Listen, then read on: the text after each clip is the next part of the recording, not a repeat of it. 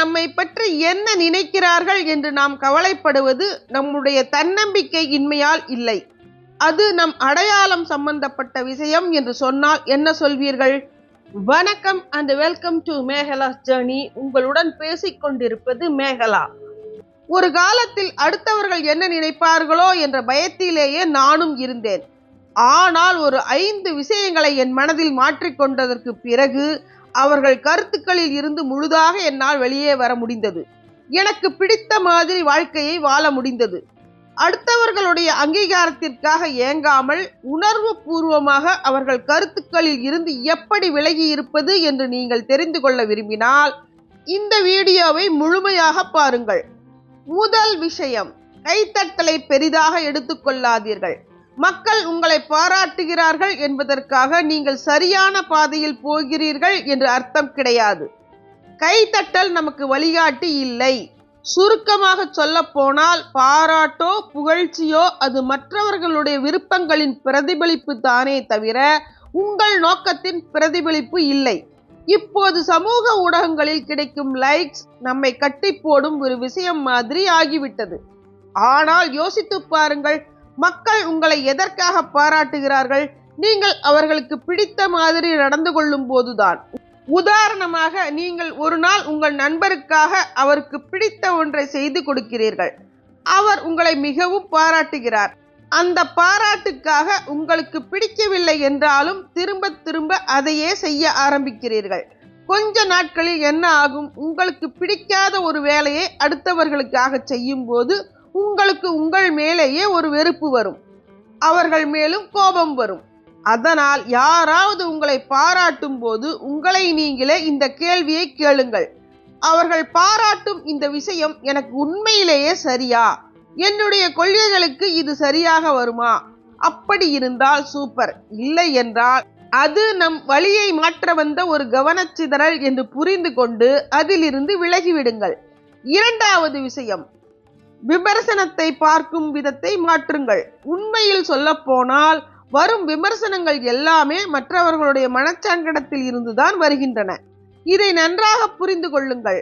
மக்கள் தங்கள் சிந்திக்கும் விதத்திற்கு சவாலாக இருக்கும் விஷயங்களைத்தான் விமர்சனம் செய்வார்கள். அவர்களுடைய கோபம் அவர்களுடைய உணர்ச்சியை கட்டுப்படுத்த முடியாமல் வருவதே தவிர நீங்கள் யார் என்பதையோ அல்லது நீங்கள் என்ன செய்கிறீர்கள் என்பதையோ பொறுத்ததல்ல. விமர்சனம் உங்களை விட விமர்சனம் செய்பவர்களை பற்றித்தான் நமக்கு அதிகமாக சொல்லும். ஒருவர் உங்களை விமர்சிக்கும் போது அவர்கள் பார்வையில் நீங்கள் ஏதோ தவறு செய்கிறீர்கள். ஏனென்றால் நீங்கள் செய்யும் ஒரு விஷயம் அவர்களுக்கு ஒருவித சங்கடத்தை கொடுக்கிறது. அந்த சங்கடத்தை எப்படி கையாள வேண்டும் என்று தெரியாமல் உங்கள் மேல் விமர்சனங்களை கொட்டுகிறார்கள். நீங்கள் செய்வது சரியில்லை என்று முத்திரை குத்துகிறார்கள். அதனால் அடுத்த முறை யாராவது உங்களை விமர்சிக்கும் போது கோபப்படாதீர்கள். இதை யோசியுங்கள். நான் செய்த எந்த விஷயம் அவர்களை இவ்வளவு சங்கடப்படுத்தி இருக்கிறது? இப்படி நீங்கள் யோசிக்க ஆரம்பித்தால் அதை ஒரு தனிப்பட்ட தாக்குதலாக பார்க்காமல், சரி இது அவர்கள் பிரச்சனை, நம் பிரச்சனை இல்லை என்று தள்ளி நின்று பார்க்க ஆரம்பிப்பீர்கள். மூன்றாவது விஷயம், உங்களை எடை போட ஒரு கூட்டம் எப்போதும் இருக்கும். நீங்கள் கைத்தட்டலை தேடினாலும் சரி, விமர்சனங்களை தவிர்த்தாலும் சரி, உங்களை எடை போட்டு தவறாக புரிந்து கொள்ள ஒரு கூட்டம் இருந்து கொண்டேதான் இருக்கும். இதுதான் நிஜம். எல்லோரையும் திருப்திப்படுத்த வேண்டும் என்று நினைப்பது நடக்காத காரியம். நீங்கள் எவ்வளவு சரியாக இருந்தாலும் உங்களை குறை சொல்ல ஆட்கள் இருப்பார்கள். முதலில் நான் மிகவும் சரியாக நடந்து கொண்டால் யாரும் என்னை குறை சொல்ல மாட்டார்கள் என்று நினைத்தேன். ஆனால் அதற்கு நேர்மாறாகத்தான் நடந்தது. உங்கள் குரல், உங்கள் உடை, உங்கள் சிந்தனை என்று எதையாவது ஒன்றை காரணம் காட்டி விமர்சிக்கத்தான் செய்வார்கள். ஒன்று புரிந்து கொண்டேன், நீங்கள் ஜெயிக்க வேண்டும் என்றால் விமர்சனத்தை ஏற்றுக்கொண்டுதான் ஆக வேண்டும். இது இரண்டும் சேர்ந்த ஒரு தொகுப்பு மாதிரி. ஆக பாராட்டு கிடைத்தால் நீங்கள் செய்வது சரி என்று அர்த்தம் இல்லை. விமர்சனம் வந்தால் நீங்கள் செய்வது தவறு என்றும் அர்த்தம் இல்லை. உங்கள் மனசாட்சிக்கு சரி என்று பட்டால் போதும். மற்றவர்கள் தீர்ப்பு முக்கியமானது இல்லை. நான்காவது விஷயம், உங்களுக்கான கொள்கைகளை நீங்களே முடிவு செய்யுங்கள். உண்மையான தெளிவு எப்போது வரும் என்றால், நீங்கள் எதற்காக நிற்கிறீர்கள் என்று நீங்களே முடிவு செய்யும் போதுதான் வரும். கொள்கைகள் உங்கள் மேல் திணிக்கப்படுபவை அல்ல, அவை உங்களால் தேர்ந்தெடுக்கப்படுபவை. வாழ்க்கையில் ஒவ்வொருவருக்கும் ஒவ்வொரு கொள்கை இருக்கும். ஒருத்தருக்கு கடின உழைப்பு முக்கியம், இன்னொருத்தருக்கு மன அமைதி முக்கியம். இதில் எது சரி எது தவறு என்று கிடையாது. ஒருவர் உங்களை விமர்சிக்கும் போது அவருடைய கொள்கைகள் வேறு, உங்களுடைய கொள்கைகள் வேறாக இருக்கலாம். அதற்காக நீங்கள் தவறானவர் என்று ஆகிவிடாது. நீங்கள் ரொம்ப அதிகமாக வேலை செய்கிறீர்கள் என்று ஒருவர் சொல்லலாம். உங்களுக்கு உங்கள் வேலையில் தான் சந்தோஷமே இருக்கலாம். அதனால் மற்றவர்களுடைய விமர்சனங்களை கேட்கும் போது அதை அப்படியே ஏற்றுக்கொள்ளாமல், இது நம் கொள்கைக்கு சரியாகுமா என்று இன்னொரு தடவை யோசியுங்கள். இந்த விமர்சனம் உங்கள் கொள்கைக்கு எதிராக இருந்தால் அதை பற்றி கவலைப்படவே தேவையில்லை.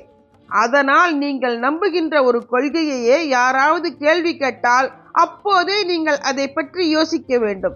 5வது விஷயம், நீங்கள் நம்புகின்ற ஒரு கொள்கையே, உதாரணத்திற்கு நேர்மை என்று எடுத்துக்கொள்வோம். யாராவது கேள்வி கேட்டால் அப்போது நீங்கள் அதை பற்றி யோசிக்க வேண்டும். 5வது விஷயம், உங்கள் கொள்கைகளை ஒரு வடிகட்டியாக பயன்படுத்துங்கள். இனிமேல் பாராட்டு வந்தாலும் சரி, விமர்சனம் வந்தாலும் சரி, இது மற்றவர்களுக்கு பிடிக்குமா என்று யோசிக்காதீர்கள். அதற்கு பதிலாக இது நான் நம்புகின்ற கொள்கைகளுடன் ஒத்துப்போகிறதா என்று கேளுங்கள். இந்த கேள்விதான் உங்களுக்கு உண்மையான சுதந்திரத்தை கொடுக்கும். நீங்கள் எந்த ஒரு முடிவை எடுக்கும் போதும் இந்த வடிகட்டியை பயன்படுத்துங்கள். நான் இந்த வேலையை மற்றவர்கள் என்ன சொல்வார்களோ என்று பயந்து செய்கிறேனா அல்லது என்னுடைய கொள்கைகளுக்காக செய்கிறேனா என்று உங்களையே கேளுங்கள். நிறைய பேர் தங்கள் அப்பா அம்மா சமூகம் சொன்ன கொள்கைகளை அப்படியே பின்பற்றுவார்கள். ஆனால் வாழ்க்கையில் சந்தோஷமாக இருக்க மாட்டார்கள். காரணம், அது அவர்கள் மனதார தேர்ந்தெடுத்த கொள்கைகள் இல்லை. நீங்கள் உங்கள் கொள்கைகளை தெளிவாக தேர்ந்தெடுக்கும் போது உங்கள் வாழ்க்கை மிகவும் எளிமையாகிவிடும். சுலபமாக அல்ல, எளிமையாக. ஏனென்றால் நீங்கள் மற்றவர்களுடைய கைத்தட்டலுக்காக ஓடமாட்டீர்கள், விமர்சனங்களை கண்டு ஓடி ஒளிய மாட்டீர்கள். எனவே கடைசியாக சொல்ல வருவது என்னவென்றால், உங்கள் அடையாளத்தை மற்றவர்கள் சொல்லும் வார்த்தைகளில் தேடாதீர்கள். அதை உங்கள் கொள்கைகளில் ஆழமாக வேரூன்றி நிறுத்துங்கள். அப்படி இல்லை என்றால் நீங்கள் மற்றவர்கள் ஆட்டுவிக்கிற ஒரு பொம்மையாக மாறிவிடுவீர்கள். அது மிகவும் கொடுமையான ஒரு நிலை. அதனால் உங்கள் கொள்கைகளை நீங்களே முடிவு செய்யுங்கள், அதன்படி வாழுங்கள். மற்றதை கண்டு கொள்ளாதீர்கள். உங்கள் வாழ்க்கையின் ரிமோட் கண்ட்ரோல் உங்கள் கையில் மட்டும்தான் இருக்க வேண்டும். இந்த வீடியோ பிடிச்சிருந்தா லைக் பண்ணுங்க, கமெண்ட் பண்ணுங்க, சப்ஸ்கிரைப் பண்ணுங்க. தேங்க்ஸ் ஃபார் வாட்சிங் மை சேனல். நன்றி, வணக்கம். அன்புடன் மேகலா.